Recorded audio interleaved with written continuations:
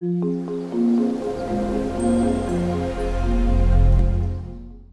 aí pessoal, tudo bem? Espero que sim. Turma, então hoje nós vamos falar sobre obsessão coletiva. Então inicialmente a ideia é falar sobre algumas definições de obsessão. Posteriormente a gente vai falar alguma coisa sobre obsessão coletiva mesmo. E por fim nós vamos fazer algumas reflexões sobre o tema, certo? Então vamos lá. A obsessão, então, segundo o que nos traz Allan Kardec no Livro dos Médiuns, é o domínio que alguns espíritos conseguem ter sobre determinadas pessoas. Precisa ficar claro que bons espíritos não geram obsessão. Os bons espíritos nos aconselham, procuram nos guiar e combater a influência dos maus espíritos. Mas nós precisamos dar a possibilidade para que os bons espíritos hajam em nossas vidas. Se a gente não der essa possibilidade por meio das boas ações e dos bons pensamentos, os bons espíritos acabam se afastando. Eles têm outros afazeres e eles não podem ficar perdendo tempo com a gente se a gente estiver aí refratário aos conselhos deles, certo? Então nós temos que ter essa noção de que a gente tem que ter aí uma boa conduta na vida, se a gente quiser ter uma boa companhia espiritual. Em relação à obsessão, as principais variedades dela são obsessão simples, que basicamente é um processo desagradável, mas não é tão grave porque existe o entendimento do processo, então o indivíduo entende o que está acontecendo e ele tem condições ali de combater. Mas não é porque é simples, como o nome diz, que esse processo pode ser negligenciado. Na verdade, é preciso ser dada atenção para esse processo para que ele possa ser trabalhado de forma adequada. Já a fascinação é um processo mais grave. Como o nome diz, o indivíduo fica fascinado, então ele se ilude. E por ele estar iludido, fica mais difícil ali, vamos dizer, o tratamento desse indivíduo. Então, o processo é um pouco mais complicado. E a subjugação, ela é um outro tipo de obsessão em que ocorre a paralisação da vontade do indivíduo que está sendo obsidiado. E aí esse indivíduo é, inclusive, levado a fazer coisas ali contra a vontade própria e tudo mais. Então, é algo um pouco mais grave e, seja qual for o tipo de obsessão, ele tem que ser tratado de maneira adequada, em um centro espírita, com entendimento ali, e sempre pautado ali na reforma íntima ali, para que o processo possa ocorrer de forma adequada. Existe um termo também que é colocado como possessão, mas esse termo não é legal de usar porque dá a impressão que o espírito toma o corpo da pessoa, e isso na verdade não ocorre. Não ocorre de um espírito tomar o corpo de uma pessoa. Por isso que esse termo possessão não é legal de ser utilizado. Outra coisa é que não existem seres perpetuamente voltados à prática do mal. Então nós temos que lembrar que somos todos espíritos, que fomos criados iguais, simples e ignorantes, e o nosso caminho é a evolução. Então todos nós estamos seguindo nesse caminho da evolução. Então todos nós podemos nos melhorar. E os espíritos obsessores, na realidade, como nós dissemos, eles também são espíritos aí que estão nesse processo por algum motivo. E na verdade nós temos que vê-los como espíritos enfermos aí que precisam de ajuda.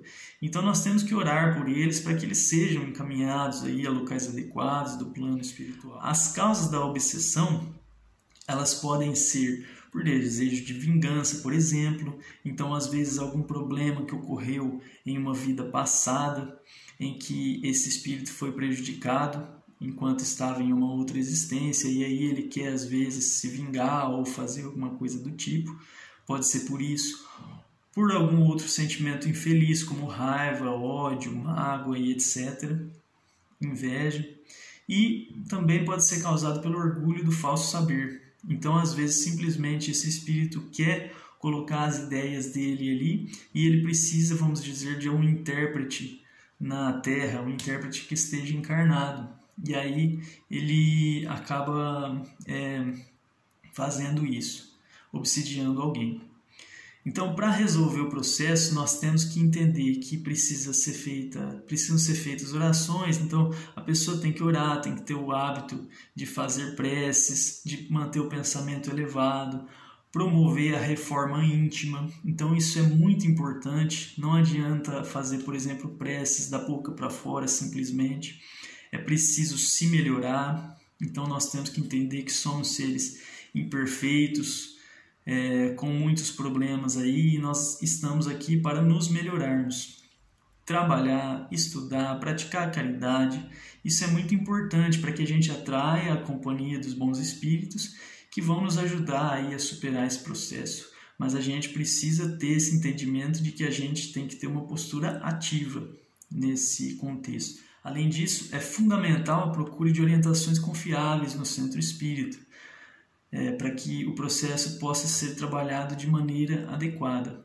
E é muito importante nós entendermos que a mediunidade ela nunca pode ser utilizada em benefício próprio. Então a mediunidade é uma faculdade que nos é emprestada para que a gente possa fazer o bem aqui na Terra e resgatar débitos que nós temos do passado. Então nós sabemos que somos espíritos, que estamos reencarnados e em outras existências nós cometemos erros e estamos aqui para trabalharmos, para nos melhorarmos e para repararmos os erros do passado. Então a mediunidade ela nunca pode ser cobrada, ela tem que ser usada para o bem coletivo e nunca em benefício próprio. Ela tem que ser usada para praticar a caridade, para fazer o bem. Então, nós vamos ver aí que no livro A Gênese é trazido que a obsessão ela é mais frequente individualmente, mas ela pode ocorrer da maneira coletiva, então pode ocorrer aí de uma forma epidêmica. Por exemplo, quando uma nuvem de maus espíritos chega a uma determinada localidade e aí o número de atingidos pode ser considerável, pode ocorrer uma obsessão coletiva. E aí, a partir daí, cabem algumas reflexões. Quando a gente olha na literatura, nós vamos ver alguns pontos interessantes sobre a vida em sociedade. Então, quando a gente vê a literatura em ciências sociais, nós vamos ver que quando a gente vive em sociedade, nós estamos aí em um processo de autocontrole. Nós precisamos controlar aí as nossas imperfeições para que a gente possa conviver de maneira civilizada. E o interessante é que quando a gente está em multidão, os indivíduos eles encontram-se diluídos. Então, vamos dizer, os indivíduos eles acabam perdendo as suas identidades. E aí pode ocorrer manifestação de ações que estavam ali sob controle. Então é algo bastante interessante aí nesse sentido aí. E aí vale a reflexão. Será que não ocorrem obsessões coletivas nas multidões? É algo importante da gente refletir. E nesse processo, a gente precisa tomar bastante cuidado, por exemplo, com fanatismos. Nós precisamos ter senso crítico quando a gente analisa os assuntos aí, o que está ocorrendo no mundo e tal. A gente precisa sempre respeitar a opinião alheia, respeitar o pensamento das pessoas. É importante que a gente tenha a nossa própria opinião, mas respeite a opinião do próximo. E como a gente sabe, como é colocado no Livro dos Espíritos, a influência dos espíritos em nossas vidas é bastante grande, é maior do que nós imaginamos. Então nós temos que ter essa noção aí, viver em equilíbrio para que a gente não caia nesses processos obsessivos aí. E a gente tem que lembrar também que temos muitas imperfeições. Somos espíritos aí muito imperfeitos que precisamos muito nos melhorar.